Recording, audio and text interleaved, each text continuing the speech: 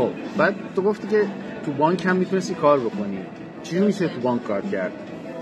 ببینید من رفتم پرسجو کردم، تحقیق کردم، شرایطش این بود که هنوز هم همینه که شما یه دوره 3 ماهه رو ثبت نام میکنی برای بانکداری، اسمش کافه رو بانکاری، حدود 200 خورده هزار پزو میشه، یعنی $200 میشه. یه دوره 3 ماهه. یعنی اگر بخوای وارد بانک بشی این دوره رو باید بری و این مدرک رو باید داشته باشی، چیزی که بانک از تو میخواد. اینو تو کجا میشه انجامش؟ تو دانشگاه میشه انجامش داد یا این شرکت وابسته به بانکه؟ یه مؤسسه است وابسته به بانکه. دقیقاً. که بعضی از این مؤسسه ها خودش هم برات کار پیدا میکنه.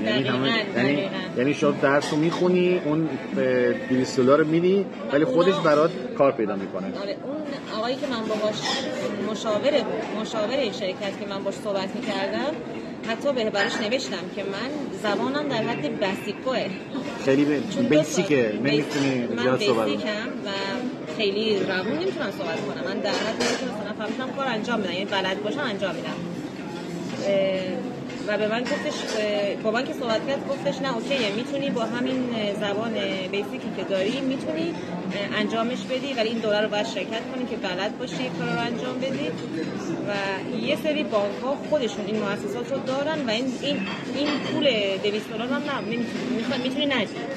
خود بانک ها این رو تقبل میکنن و آموزش میدن رایگانه و خودشون تو رو میپذیرن. یعنی من میتونستم توی بانک استخدام بشم. الان که میدونی حقوق بانک بیس بانک از $1000 شروع میشه دیگه. حالا معمولا کسی این $1000 رو نمیگیره، همیشه یه سری چیزای دیگه هم بهش اضافه میشه و حدود $1500 به بالاست تقریبا. این کم کمش. من که وارد بانک نشدم، کلا فراموشش کردم. یه مدتی بود فکرش بودم، بعد در کنار اینکه داشتم کار می‌کردم توی نون و شیرینی بودم. ولی دلیلی که من نرفتم بانک این بود که تمام، یعنی باید یه جورایی من دوست داشتم مسافرت کنم برم ایران دیگه، خونه‌ام ببینم. می‌خواستی مستقل باشی، می‌خواستی تحت فرمان کسی نباشی. اینکه یه دوستی هم بهمون گفتش که سارا تو ایران 15 سال تو بانک کار کردی، الان می‌خوای بری اینجا دوباره از صبح پاشی بری تو بانک تا بعد از ظهر و اینکه سالی 20-25 روز مرخصی داری و این رو کلا میشه یک ماه. آره، یک ماه کامل میشه تقریبا. و اینو ظاهرا نمیشه یهو 25 روز سر کار نشه. اینجوری بود که من یعنی نمیتونستم ایران برم. این برای من حتی اینجوری نیست که بهت گفتن بعد توضیح دادن، ولی سالی یک ماه رو میتونی مرخصی بری اینجا. میتونم، ولی نمیتونم یک ماه یهو بگیرم. خوشم برم ایران. حالا بستگی به بانک داره کدوم بانک استخدام بشی. بعضی از بانک‌ها سعی میکنن، حتی این قدیم بوده، الان دیگه اینجوری نیست، شما میتونن اون کامل مرخصی‌ها رو بگیرید طبق قانون. خب پس این شد که به فکر زدن نونوایی شدی و نونوایی رو وا کردی. تقریبا 3 هفته است. 3 هفته. یه وقفه ایجاد بکنیم مثل که دارم با تماس میگیرن و برگردیم دوباره. خب سارا بگو ببینم چجور شد اصلا به فکر زدن همچین شیرینی پزی شدی، یا اونم نونوایی، نون بربری کجا یاد گرفتی؟ این ایده از کجا اومد؟ ببینید من اولین بار که نون بربری درست کردم توی شیری 2 سال بود نون بربری نخورده بودم. دلم تنگ شده بود، بعد اینجا هم نبود. رفتم تو یوتیوب سرچ کردم که نون بربری خونگی که من بتونم برای خودم نون بربری دلم تنگ شد، واقعا دلم نون بربری می‌خواست. یعنی از یک هوس شروع شد. آره، بعد درست کردم. بعد یهو دوستم که ایرانی بود، دوستم زویا که ایرانی اینجاست، اونم مثل من گفت میشه، اونم خب می‌خواست. من درست کردم. بعد گفت چه خوشمزه شده. همینجوری بعد یه ذره گذشت، زویا به من گفت من ازت میخرم. بعد اون دوستای دیگه ایرانی که با هم ارتباط بودیم اونا گفتن سارا تو درست کن، خوشمزه درست می‌کنی، ما ازت میخریم. این شد که دیگه شروع یک نوع کسب و کار جدید شد برای تو دیگه. ولی اولش بربری نبود. این از اولش بربری نبود، من از قبل نون می‌پختم.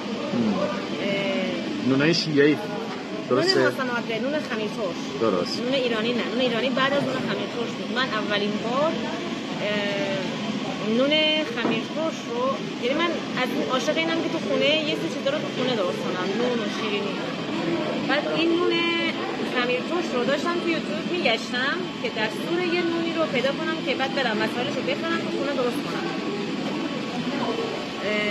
بعد توی یوتیوب یه کانالی رو پیدا کردم، یه آقایی بود اسمش جان بود توی آمریکا، دیدم نوشته که نان خمیر ترش. بعد گفتم که این خمیر ترش چیه؟ برم ببینم این حس کنجکاوی من بود که خمیر ترش چی هست، نان خمیر ترش چی هست. بعد که رفتم ویدیوشو دیدم و توی ویدیوش میگفتش که این اینجوریه، این اینجوریه، توضیح میداد. من اون خمیر ترش رو درست کردم و اولین بار تو خونه برای خودم درست کردم و خوردم و واقعا خوشمزه بود. دیگه این انگیزه شد برای بعد دیگه مرتب درست میکردم، دیگه از بیرون رو نمیخریدم، فقط نونای خودم بود، هر دفعه هم بهتر میشد. یه سوال ازت دارم. تو یه خانم ایرانی هستی، یه دختر خانم ایرانی که الان اومده شیلی. اولا که فاصله تهران تا شیلی به همون اندازه فاصله تهران تا کانادا یا تهران تا آمریکاست. درسته. این هیچ اختلافی نداره به ساعت پروازش.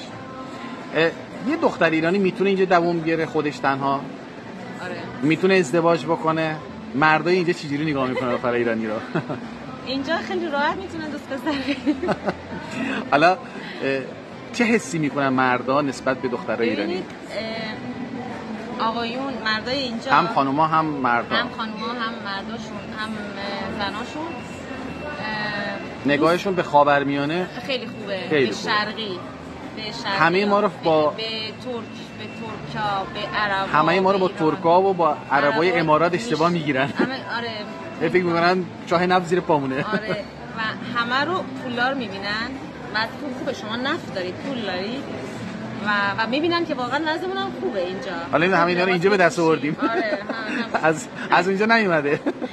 همه اینا اینکه من خانوما رو که واقعا براشون اینترساست، جالبه که با مردای خارجی من دیدم چند تا از دوستام که میگن که مثلا این مردای ایرانی اونورا اصیلن. منم شنیدم. آره. من گفتم نه الان پولش رو نخور. من تجربه ندارم ولی شنیدم. ولی پسرای اینجا آقایونشون پسراشون من که برخورد داشتم حتی با احترام ها، همیشه با احترام. هیچ وقت دست درازی نمی کنن. اگر کسی بخواد با کسی آشنا بشه میپرسن. مثلا من خودم تجربه داشتم، مثلا مسیج میده که اولا سارا مثلا من تو رو میشناسم، تو مثلا خوشگلی، اگر مثلا من اذیتت نمیکنم، اگر مزاحم نیستم میتونم ببینمت، بریم یه قهوه‌ای، رستورانی، یک روز من شما رو ببینم و حتی میگن که میخوام بیشتر بشناسمت. این یعنی این که میخواد باهات ارتباط برقرار کنه. تو اگه میخوای میتونی بری جلو، اگه نه که میگی که نه لطفاً نمیتونم، یا من به همینجا قطع میشه. من تعهد به کس دیگه ای دارم. درست. ادامه نمیدن، اذیت نمیکنن، یعنی اصرار نمیکنن. و به من گفت من معذرت میخوام، ببخشید و ولی ازت نون میخرم. به یه طریق دیگه میخواد بیاد. نه دیگه در همین حد. خیلی این یه چیز خوبی داره. پسراشون قابل توجه خانم‌ها دخترها این که شیلیایی‌ها مرداشون واقعا دوست دارن زنای شرقی رو، زنای چشم ابرو مشکی، زنای شرقی رو دوست دارن. آدمای محترمی هستن. یه مقدار مرد سالاری توشون نیست. این حس مرد سالاری که ما تو بچگی داریم، ما مردای ایرانی از بچگی این متاسفانه رو تو خانواده‌ها بهمون یاد میدن. مرد سالاری اصلا ندارن اینجا.